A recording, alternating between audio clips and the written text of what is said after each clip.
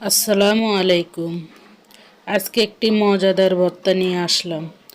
প্রথমে দুটি বেগুনকে গোল গোল করে কেটে 100 চামচ লবণ, 100 চামচ হলুদ, 100 চামচ মরিচের গুঁড়া দিয়ে ভালো করে মেখে নিয়েছি।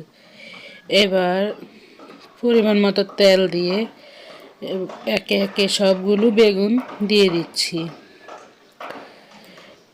বেগুনগুলো একটু মিডিয়াম আছে ভাজতে হবে, যেন ভালো মতো সিদ্ধ হয়। এমনিতে বেগুন একটু ভাজলে সিদ্ধ হয়ে যায়, তাও মিডিয়াম আছে বেগুনগুলো ভাজলে ভালো একটু কালার আসবে। এই যে এক ফিট ভাজা হয়ে গেলেও আবার উল্টে দিয়ে অন্য ফিটও ভালো করে ভেজে নেব।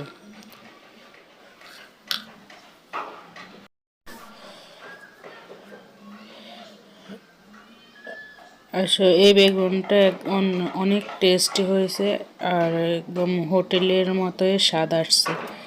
আপনারা একবার একটু বানিয়ে দেখবেন, তাহলে বুঝতে পারবেন বেগুন ভর্তাটা আসলে অনেকই মজা। এই যে বেগুনগুলো ভাজা হয়ে গেছে, এবার একে একে সবগুলো বেগুন উঠে নিচ্ছি। বেগুন সিদ্ধ হলো, তারপরে একটু কালার আসলে বেগুনের ভর্তাটা খেতে একটু মজাই লাগে। এভাবে আমি ওই বেগুনগুলো একইভাবে ভেজে নিব।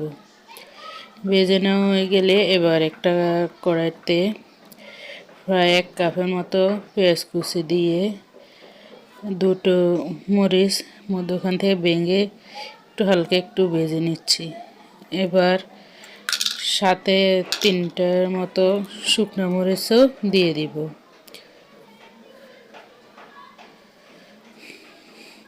দিয়ে এগুলো হালকা একটু তেলে ভেজে নিব।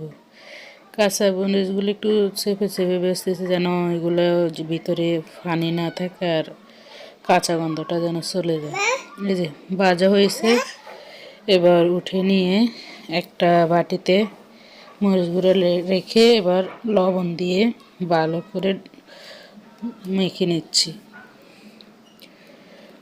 মরিচগুলো ভাঙা হয়ে গেলে এবার কাঁচা মরিচগুলো দিয়ে আবার ভালো করে মিশিয়ে নিচ্ছি।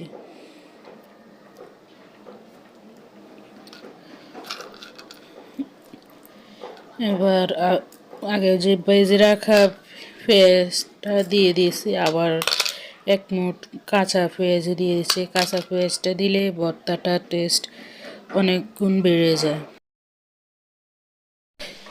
এবার ধনেপাতা দিয়ে এগুলো ভালো করে কষলে নিচ্ছি। কষলে নিয়ে ওই যে ভেজে রাখা টমেটোগুলো দিয়ে এবার এগুলো একটু ভালো করে কষলে নিচ্ছি।